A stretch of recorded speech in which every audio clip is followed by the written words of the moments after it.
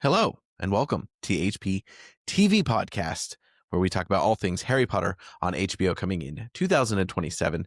We're continuing our deep dives today. After we touch on some news, we're going to dive into a couple of Hogwarts professors. I'm Mitchell, here with Stephen and Jamie. You can follow us at HPTVPod on all the socials and email us at hptvpodcast@gmail.com if you still use email. I say that like I don't email 100 times a day. There's not much coming out in the news or big leaks, but we continue to get like a steady stream of different elements from the filming of the TV show. So we have the Hogwarts Express. Now, it's not fully decked out yet, but it like clearly is the one they're filming with, but that's been had some leaked pictures of that. And we know that Princess Kate, Duchess Kate, I don't remember. She went to set with a couple of her kids and like met the Harry Potter actors, which is wild privilege. No, but just think about those kid actors and you've been in this job for a month and you're like, oh, the royals are here ahead of time early on. Anyway, have you guys real fast seen anything come along this week, or what did you think of the Hogwarts Express? It looks like a train. Looks kind of the same, lesser right now, because like you said, it didn't look decked out or anything. I kind of like if it looks a little bit more crap, you know? Let's just be consistent with the carriages, all right? We need more crap. Really matters. And although I will say, because I've complained about Harry looking too polished and Hagrid looking too polished, so I guess I can't complain about the train not looking polished. The things that came out of like the wizards out in the street celebrating and Vernon out and stuff, I thought they looked a little bit more quirky and like, yeah, I could take it if things looked a little bit worse, you know? Yeah, like just more natural, I guess. It's like when you see a period piece and all the clothes look like fresh out of the closet. It's like, no, they would be worn down a little bit. People, like stuff like that. I don't know. But we'll see. Maybe with color and lighting and all that. Outside of the show, we did see that they put out the covers of the audio books for the full cast Audible version. And it's just kind of fun to see, like, whenever there's a new illustration or interpretation of the story in art. So that was cool. I always like seeing what scene they choose to depict, and then how the characters look a little bit different, like you get a new artist's take on all the characters, because sometimes some of the book covers from other countries are quite out there, they're quite stylized, whereas these are like a little bit more straightforward. And so it's cool just to be like, yeah, there's another regular looking white dude that could be Cedric Diggory, sure, why not? And then we've been doing our Harry Potter book club still, and that's been good. And I am reading the UK version, from what I can tell, in these illustrated books. So there's a little bit different there, but there's just little details that even though I've listened to the books over and over again over the last 10, 15 years, there's little details you just pay attention better when you're like reading, and you're reading with someone who's never read them before. So that's been cool. It does actually, because we decided to go with, kind of do each movie as an episode instead of doing, chapter by chapter in the book. And it kind of makes me want to go and do chapter by chapter in the books.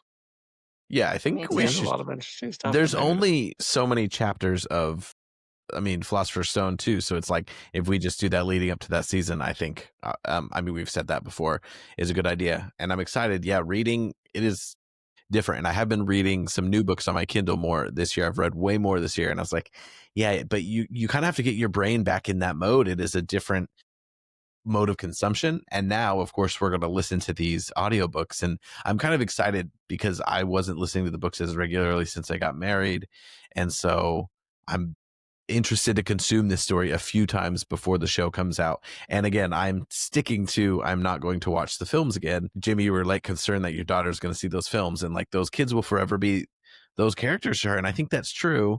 But if she only sees them once and then the TV show is a big deal, maybe those will be her trio.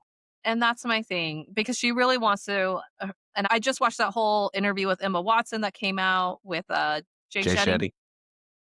And I love her. And I love, like, they're a huge part of our childhoods and like our youth in general. And so there's part of that I do want her to see and know. And I'm like, well, at least for her, she'll have like an immediate different, well, not immediate because 2027, but like pretty soon a different interpretation of things.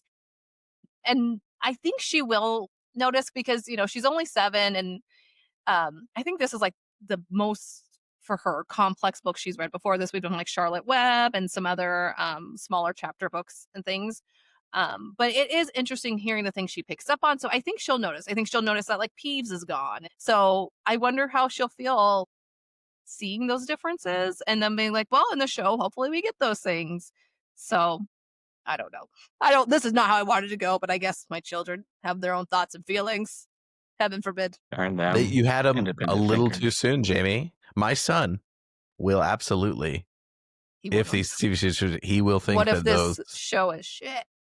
And if it gets canceled, then yes, he will have to see the films. Otherwise, I think it's funny that he'll see the season. I'm like, oh, do you want to watch the old movie they made before that? And just think about how that I'm trying to think of a movie we've seen. It probably wouldn't have happened with TV, but by the time you have that conversation with him, the movie will be like 30 years old or older. More than that, yeah. Isn't that wild? Yeah, when he's 5, you can be like, do you want to watch the movie?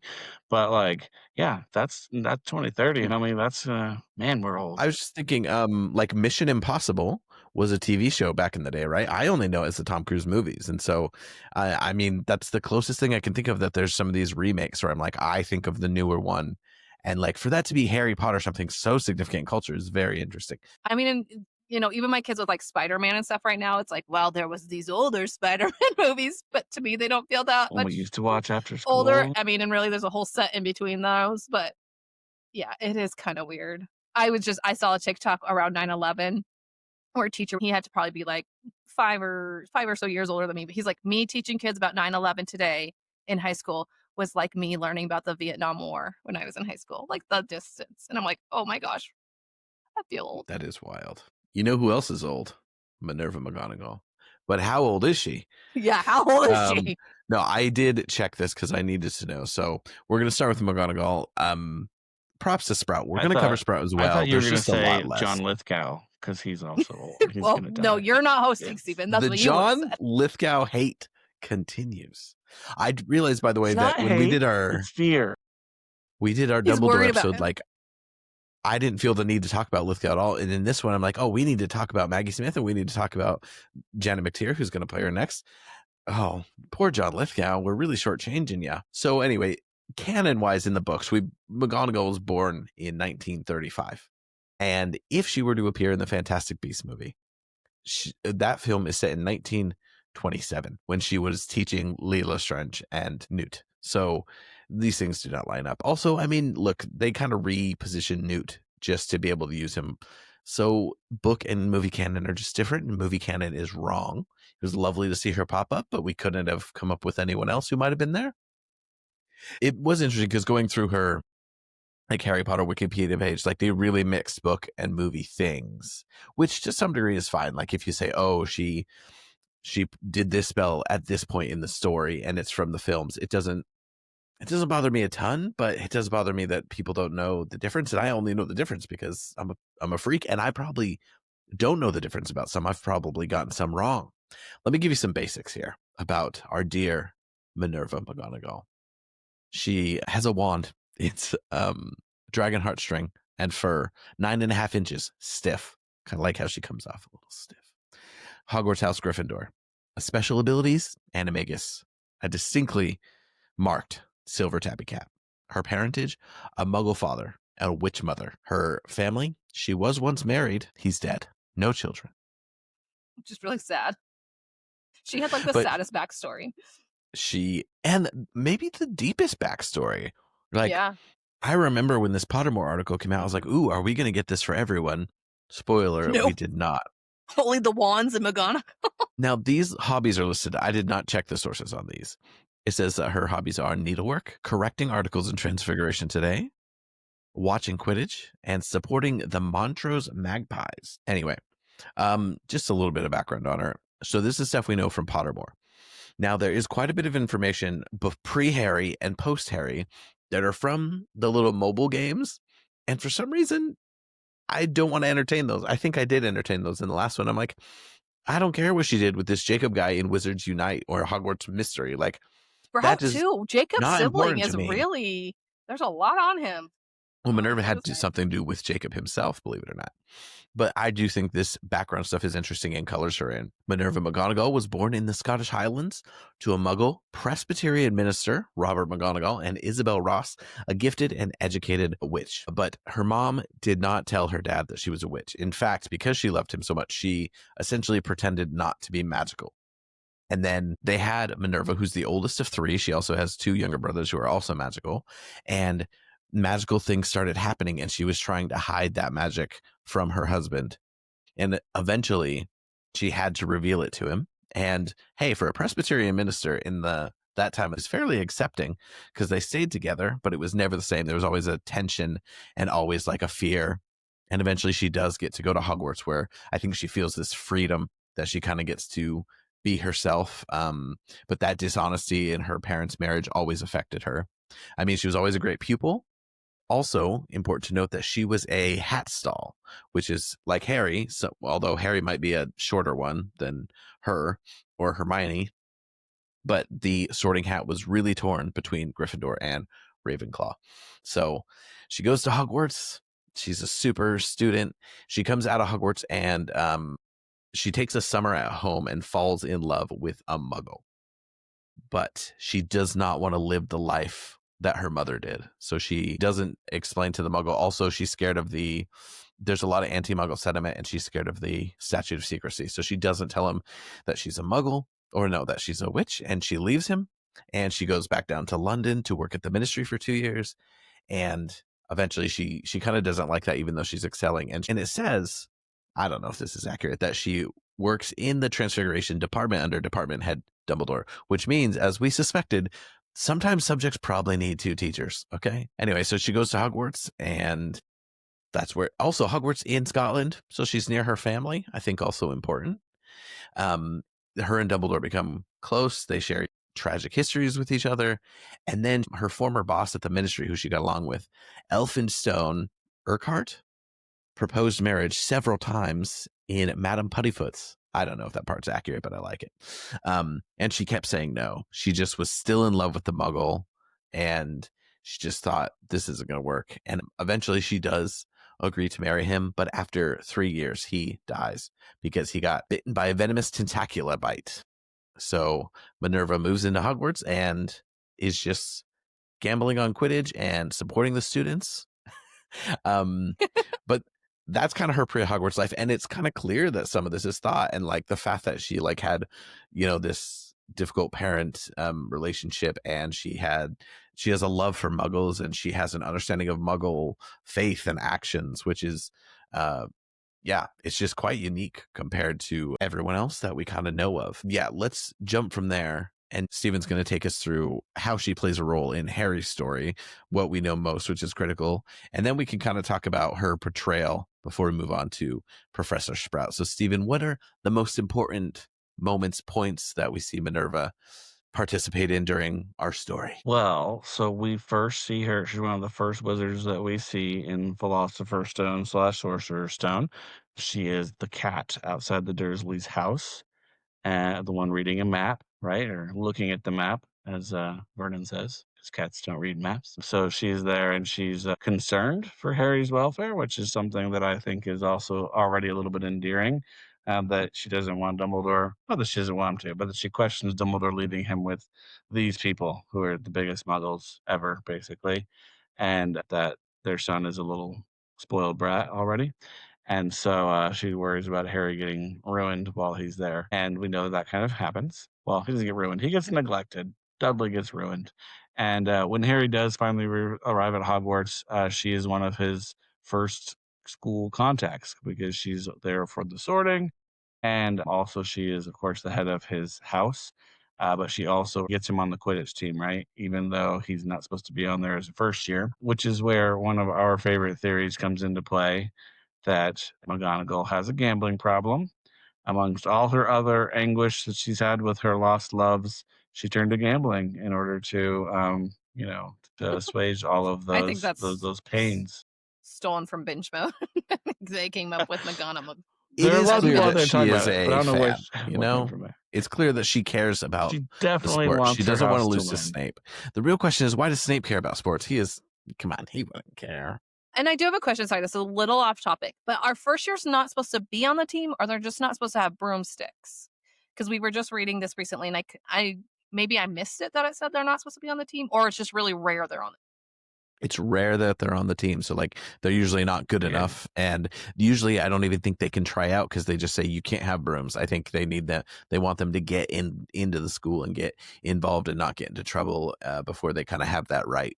something to look forward I to. thought of that because Harry is the first year in like a century to play, but I guess it's not necessarily that it's prohibited. It's that first years probably suck at Quidditch compared to the others who've been flying for at least a year. Hey, Malfoy was dodging helicopters at 10 years old.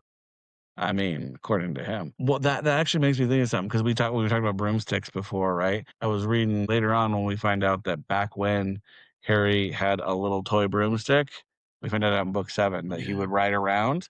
So maybe he was a natural, but it's like riding a bike. He did it when he was a little baby and he didn't realize that he knew how to do it already.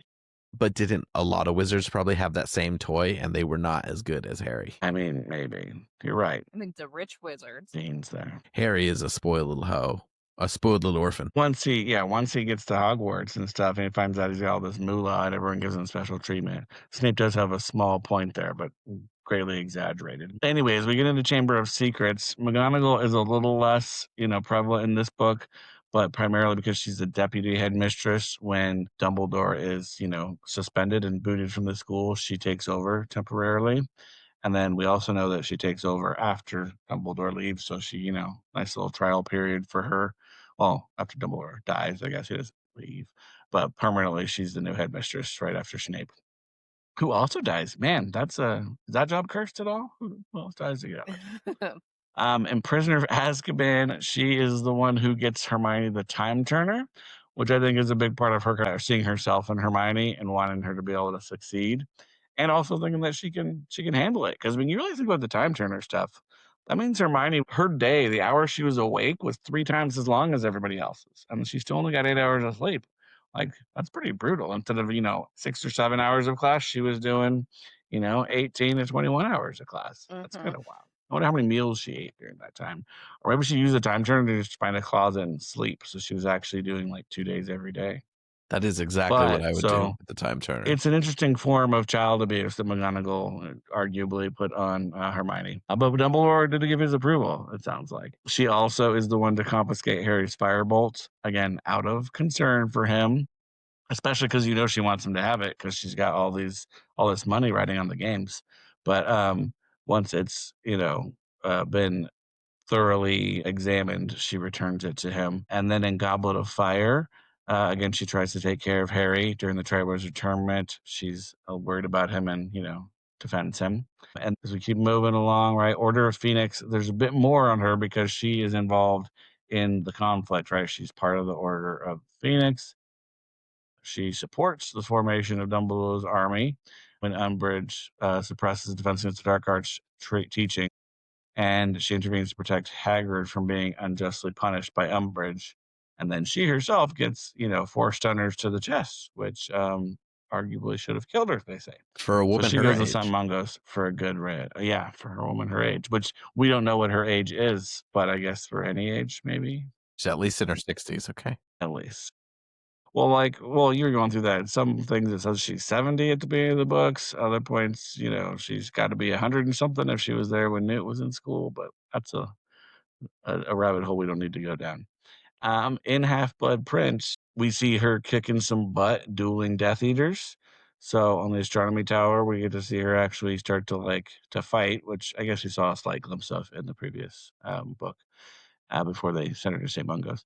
And then in Deathly Hallows, she is very critical in the Battle of Hogwarts, right? She takes control from Snape, helps defend the school. She's the one who, activates all of the defenses within the school and participates in the Battle of Hogwarts. So she duels Voldemort at one point, right? Isn't it her, Shacklebolt? She's one of 3 teachers, or 3 Kingsley, adults, that are all fighting him at once. And she's also, helping to evacuate the younger students. And so she's always got this care, taking care of her students throughout the books. And of course, in the movies, she is portrayed by Maggie Smith, who, she'll always be McGonagall for me. But Downton Abbey, the Dowager, is a close second. So I always think of her, those 2 roles fit her perfect. I just watched the second Downton Abbey film because I had never seen it. And I don't know when I'll be able to see the new one, which I think has been in cinemas for a couple weeks now. But she, spoiler alert, passes away in the second film. And I thought it was a bit anticlimactic, and because it was funny, because I feel like every season people are like, is the Dowager going to die this season? And that was like 10 years ago. And then Maggie Smith did die in 2024 after that film came out in 2022. And it was, I remember when she died, like there was something quite emotional about it. And I was just reading through some people's favorite moments and quotes of hers throughout the book, of the character throughout the books. And I just thought there is such a weird connection and these moments that mean a lot that I didn't think were there with Hagrid. And I would think of them as comparably sized characters. Maybe Hagrid's even a bit bigger. And I just think that that might partially be Maggie Smith bringing so much to that character, that I have that much more of a connection and a consideration. And she is great at the comedy as well. I'd like to shout out some of my favorite Maggie Smith moments. So again, she just passed away last year. She was born in 1934. She won her Academy Award in 1969 for a film called The Prime of Miss Jean Brodie, and Best Supporting Actress for California Suite. And then she was nominated for Othello, Travels with My Aunt, A Room with a View, Gosford Park. Of course, I love her in Sister Act. She was also in Hook, like childhood classics for us. And then she kept acting and popping up in big things. But of course, this was a huge part of her later life. And she even battled cancer while she was filming this. So I just think it's worth saying. I think Maggie Smith, of all those actors in the beginning, was like, I think that is just massive. Did you guys have any Maggie Smith thoughts before I want to touch on who's going to play McGonagall next? I should have been prepared for this, but there was a quote one time she talked about how she really downplays playing McGonagall. Like, she's like, I wasn't there very often and I only came in and did like a line or two or whatever. But that also shows how awesome she is, that she could do so much within those small moments, small parts. Like, I know you guys I always talk about that moment with her in Umbridge, and just like, I know it's like part directing, but that power play between them, I think she does so much, because there's parts of that missing from that are in the book, of that dynamic between the two of them. And the fact that she's able to show all of that with Imelda, obviously both of them, but like just within a quick scene, I think it just goes to show how talented she was, and we love her. Indeed. America's grandma, but she's British. I just think her as McGonagall, like you said, she wasn't in it that much when it comes to the movies and like screen time, but she did have such an impact. Like, it's going to be a hard act to follow. And there's so much of like how, I think of how Jim Dale like defined a lot of the characters and even some of their mannerisms or the cadence of speech for us. And then we kind of adjusted that in the movies, but it was like, that's where it started, right? So when I think of McGonagall's face, even though I had a different image before the movies, like, it's Maggie Smith's face. So it's going to be a little bit of an adjustment, and again, big shoes to fill. So I hope that she can pull it off. We'll see. Well, the woman trying to fill those shoes is Janet McTeer. She's an English actress. Is she going to use a Scottish accent? And it looks like she resides in Maine, in the US of A, which is interesting. Her early roles, she was in Wuthering Heights back in 1992. I'm off of early roles now because I don't recognize any of them. I probably should. But she was nominated for an Oscar twice, including in Albert Nobbs. She was in The Woman in Black with Daniel Radcliffe. She was the voice of elderly Princess Aurora in Maleficent. Shows you how much I paid attention. Maleficent, had no idea that was in there. In Insurgent, she plays Edith Pryor. Isn't that Tris, the main character's mom? No, I think that's the ancestor who shows up in a recording for a little while. Yeah, because she's also in Allegiant. And The then mom she was would have actually been. Jed. Oh, you're right. And then she should have been in the fourth movie that never happened. She's in Me Before You, classic random. The Menu, which was a delightful, like, sinister, weird horror film last year. And then most recently in Mission Impossible: The Final Reckoning, which was bad. So let's not overly speak of it. And TV-wise, she was in Jessica Jones. She was in that show Chaos, which was about like the Greek gods, Gangs of London, Ozark, Battle Creek, The White Queen. She's been around, but I think she's the right level of famous. Like, she's been nominated for an Academy Award, but I had no idea who she was. And I'm like, oh yeah, I've kind of seen you around. She's like a that guy, but like the perfect level. And I think that's who you want. And I have medium expectations for her. She just seems to be adequate.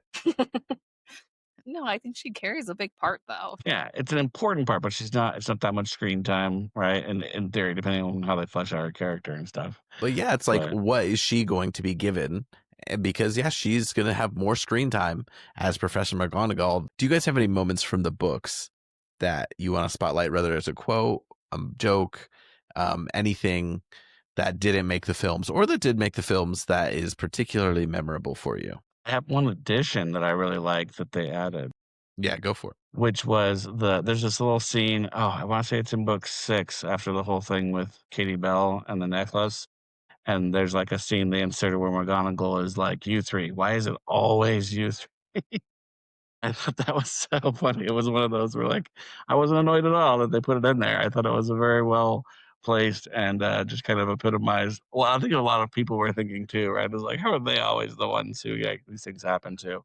We're not the only ones who feel that way. She has so many good ones, and I'm thinking I also really like Jim Dale's version of her because like I can hear like, "Don't tell me what you can and can't do, Potter," and like I can hear Jim Dale saying that in my head. I just want to say her getting so pissed off at Umbridge that she kind of loses her cool and is like, "I will do whatever it takes to make sure Harry becomes an Auror," like just taking it that step further. Like almost going down to Umbridge's level because she's just so pissed, but also like the way she loses her temper. Also, she's the one who stays there through Snape, through Voldemort. She's able to like keep her cool, obviously, even though everyone knows that she's Dumbledore's right-hand woman. So anyway, what a fantastic character. I remember I did a poll on really early days of binge mode on the most powerful Harry Potter characters. And I was like, not best, just actual power. And I remember the biggest complaint I got when I made like a top 10 was that McGonagall wasn't high enough, and Hermione, but I think Hermione's smart, not powerful. I digress. But I just remember being like, you know what, even though the part where she animates everything in the films is not in the movies, they're right. I think she is a very, very powerful witch, and props to Professor McGonagall. I was thinking like in Prisoner of Azkaban, she says like, "You look in excellent health to me, Potter. So excuse me if I don't let you off homework today. I assure you that if you die, you need not hand it in." After the whole Trelawney thing cracks me up. Yeah, it's like a nice undercut way for her to support Harry.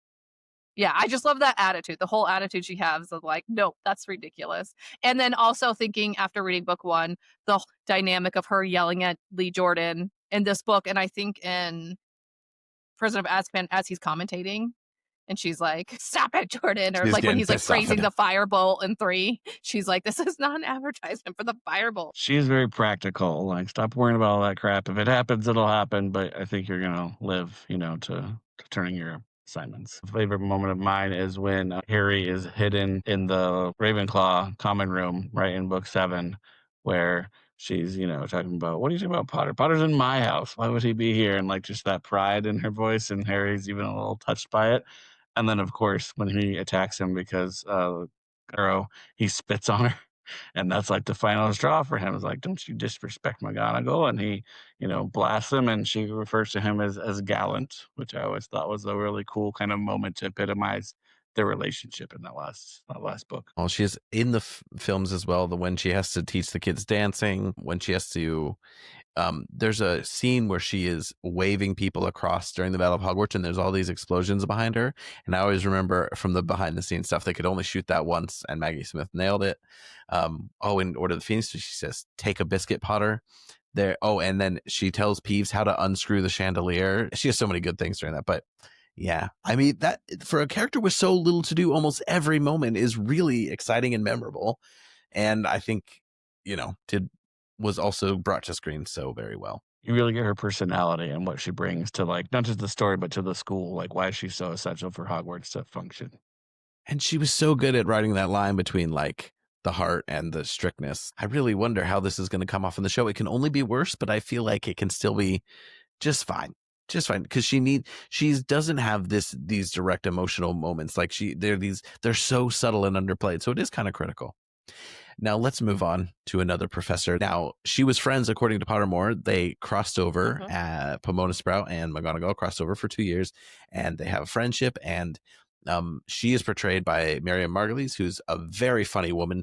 Just Google her and Graham Norton and see her jokes on the Graham Norton show. Yeah. I actually read her book. So and she's aggressive and crass, and she has now insulted Harry Potter fans. But anyway, I digress. There's very little herbology. If it was called Neville Longbottom and the Sorcerer's Stone, there'd be a lot more. But what do we know, Jamie, about Pomona Sprout? We don't know much about her, and that is an interesting thing about. If Voldemort had picked Neville, Pomona would have got some more screen time. So it's not fair. He also screwed her over. Okay. She's best known for her roles at Hogwarts. She's the herbology professor and the head of Hufflepuff House. And she's noted to be nurturing, practical, deeply connected to magical plants. And over time, she becomes, from what we see in the book, she probably always was somewhatly a staunch supporter of resisting oppressive forces like Umbridge and the Death Eaters. So she survives all the conflicts. And by the end of the 21st century, she actually trains, co-teaches with Neville before he takes over as the herbology teacher around 2020. So apparently she taught for a long time. Some notable relations outside of Neville, like Mitchell talked about, one notes I found about her on the Pottermore archives or whatever was in McGonagall's listing, not in her own, but that they overlap by 2 years and they were friends, and all the way throughout their time teaching together at Hogwarts were friends. And then apparently, according to the 20th anniversary editions, I think they were, she had a romantic relationship with Professor Flitwick for a time.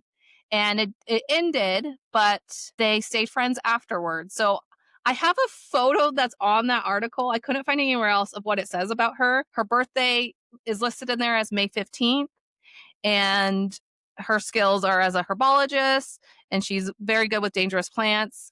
She mended the Whomping Willow after Harry and Ron's unfortunate crash. She's cheerful. She's a squat little witch who wears a patched hat over her flyaway hair. And she has a large amount of dirt on her fingernail and clothing, obviously, from always working with plants. And she's generally found in the greenhouse behind Hogwarts. And she's often in Greenhouse 3 with the more dangerous and rare plants. And then at the bottom, it talks about that she had a long-term relationship with Professor Flitwick. Sadly, it didn't work out, but they remained friends. So, who knew? I did not know that. Or maybe I did. Dang, can you imagine having to live in the same castle still and see each other all the time? Awkward. Don't date coworkers. I want to see that tension in the show.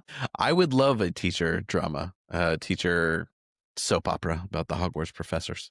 You get like your Glee kind of situation going on with the teacher love triangle, the student love triangle.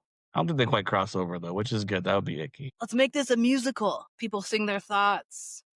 That's how you get fit the book in. Should they do a musical episode, like once per season, maybe? Please don't, though. Please actually don't. Some other random facts. Historically, she was the only head of house whose name wasn't an alliteration until Slughorn replaced Snape, which is interesting. In some early translations, I guess she was mistakenly referred to as a male in some of the language translations. And there has been lore that her plant-inspired name may reflect a consultation with a naming seer that I don't know how that works with her last name, but whatever. Mitch already talked about in the films, she's portrayed by Margolyes. And I didn't realize this either, that she's only in the 2nd and 8th films. She's not at all in the other ones, at least that actress. Maybe there's someone at the table in the first film that's supposed to be her. And I didn't believe this at first, but I went searching and everywhere says that. Like even on the Harry Potter wiki. And good on her, because when I think about it, I imagine her in various scenes at the head table and stuff. She's there all the time. They don't go. Now I'm trying to remember in the books how many times they go to herbology, but I can only think of one. They go at least once every book, but the Mandrake is the biggest. The Mandrake in book 2 is like the biggest kind of herbology point. And then there's the what's the pus that comes into play too? Yeah. Let me go through it. Let me go through where we see her in the book. Goober tuber pus, which is in yes, of course. But that's not in the movie. Isn't that also in 2? Or that's 3? Let me go through this. Okay, so there wasn't like a good timeline of her in the books online. So I had to kind of go off what I remember from the books. And then I went through like the year by year breakdown they have on the Harry Potter wiki. So some of this might be off. Let me know. But in Philosopher's Stone, we meet her obviously as Harry's herbology teacher. We see her mostly in Greenhouse 1 with the students. She's trusted by Dumbledore to contribute to the defense of the Philosopher's Stone with the Devil's Snare. She taught the first years 3 times a week in Greenhouse 1. And she's mentioned, I think, attending a Quidditch match. In Harry Potter and the Chamber of Secrets, I can't remember if this was mentioned in the book, but at least it's mentioned in that 20th anniversary edition that she repairs the Whomping Willow after the car crashes into it. She, like other teachers, have to deal with Gilderoy Lockhart's arrogance during lessons. There's a point where he's trying to tell her how to fix the Wampololo, and she wants to smack him. Can you just tell on her face? Yeah. And he like keeps Harry because he's talking to Harry about taking pictures or something and wanting whatever. How to be a celebrity. She's responsible for growing mandrakes for the Mandrake Restorative Drought to cure the petrified students and Mrs. Norris. She attends Quidditch matches and is also part of the group that's discussing Jenny Weasley's abduction. And then the Mandrake Drought successfully revived the students at the end of term and receives praise at the end of term feast for that. In Prisoner of Azkaban, she teaches harvesting puff pod beans and is concerned with the escape of Sirius Black. So those are like the only time she's kind of mentioned. In Goblet of Fire, that's when this says that she collected the Booba tuber pus, later used by Madame Pomfrey for treatments. She noted Neville Longbottom's talent in herbology and recommended useful books to him. She interacted with Cedric Diggory, the Hufflepuff champion, attended the U-Ball, and dances with Dumbledore. And then she's mentioned to be comforting the Diggorys after Cedric's death and attended his memorial feast. And she supported the staff recognition that Voldemort had returned. And then in Phoenix, she opposes Dolores Umbridge and exchanges looks with McGonagall. She conducts her OWLs. She shows support for Harry, awarding him 20 house points after his Quibbler interview. She assists in helping Trelawney back to her office when Umbridge tried to remove her. In Half-Blood, she teaches them about venomous Cetacular. Is that the thing you said killed McGonagall's I husband? think so, yeah. It is, yeah. She's teaching the students in class again. We do hear about her there, and that says she helps Slughorn in picking potion herbs when he secretly stole some venomous Cetacular leaves. She participated in the Battle of the Astronomy Tower, and she advocated to keep Hogwarts open after Dumbledore's death. It seems like J.K. Rowling could only think of a few plants in her Jean, obviously some incredible creative mind, but she mentions like Devil's Snare, Venomous Tentacula, the Crying Mandrakes. Well, they're always perfect for what's happening too at the school. Like that plant comes into play. I'm looking at the different instances of times Harry went to class, and it's just like a passing comment of like, and then we're in herbology, and it was harder than it was last year. But we were allowed to swear, you know? I mean, just seems like she didn't use it very well. And so maybe we could spend some time in there, could help cover in some plot moments, you know? Well, and that's kind of part of it. You're only with Harry, so you just get what he kind of gets out of the situation. But it is funny how it perfectly lines up. Well, when we talked about Quidditch, right, there was certain things we just learned that she's not as knowledgeable of or as good at writing, right? And so we had our whole conversation about there's no reserves on the team, and I feel like McGonagall would want reserves on the team because, you know, her gambling habit, they need to win, all these kinds of things. But it sounds like in the realm of herbology and botany also, she may have a limited knowledge. But we forgive her because, you know, the rest of the books are made. Yeah, she doesn't get given much of a personality, but she's just kind of seen as supportive, and we see her, you know, be a teacher a couple times. It would be interesting to, you know, use her maybe as a staff member who could fill in some gaps and have a little bit more personality, and you could make her quite different. She could be a little bit more granola, a bit more, you know, like I'm all about the earth and the plants and the things. And also you got to think you got to be pretty good at other forms of magic to do her. You have to do some charms, and it's essential to potion making, everything she does. So I would say too, though, I think something really important is just that, and this goes for all the professors to a degree, but I think McGonagall and Sprout's a good example, Flitwick. But for Harry, the adults in his life were such jerks, I guess is a good way to put it, up until he comes to Hogwarts. And so to just have like nice, caring adults who in many ways are just these stalwart people who are there and responsible and are, you know, concerned for the kids and even being hard on them when they need to is a really important part of like Harry growing into like becoming an adult and having some different people to like emulate as he grows older, because he definitely did not have that in the Dursleys. Like imagine what kind of, I don't know, just human he would have grown into if Vernon and Petunia were the only two really adults in his life that he could, you know, learn, so he could learn to be an adult. Yeah, so like I think Pomona's a good example. Well, and I think that it'll be cool too for the actress and like these little roles where there aren't a lot given and you can play around with those more and like make it your own because you're not given a ton of direction. And I mean, you could do a lot with that. And then in Deathly Hallows, she just obviously is on the side of Harry. She even continued teaching under Snape, like all those other teachers did, to protect the students from the Carrows and from Snape. And she collects mandrakes and everything we learned about, which is funny, for combat for the Battle of Hogwarts. Four or five plants. There's a couple others that are mentioned. And she deployed magical plants to attack Death Eaters from the greenhouse and assisted Neville. And then she helped treat wounds for fighters. And she witnesses Harry's duel with Voldemort, even though not in the movies, no one sees that. And then she participates in the post-battle feast. They were flying. Lots of flying around. But so that's kind of what we get of Sprout in the books. It's not a ton. Yeah. So, and then she's going to be portrayed in the television show by Serene. How do we say her last name? Saba. And what do we know about her, Mitch? Well, she was born on January 1st, 1975, a New Year's Day. In a good way. I'm all for these unknown British actors.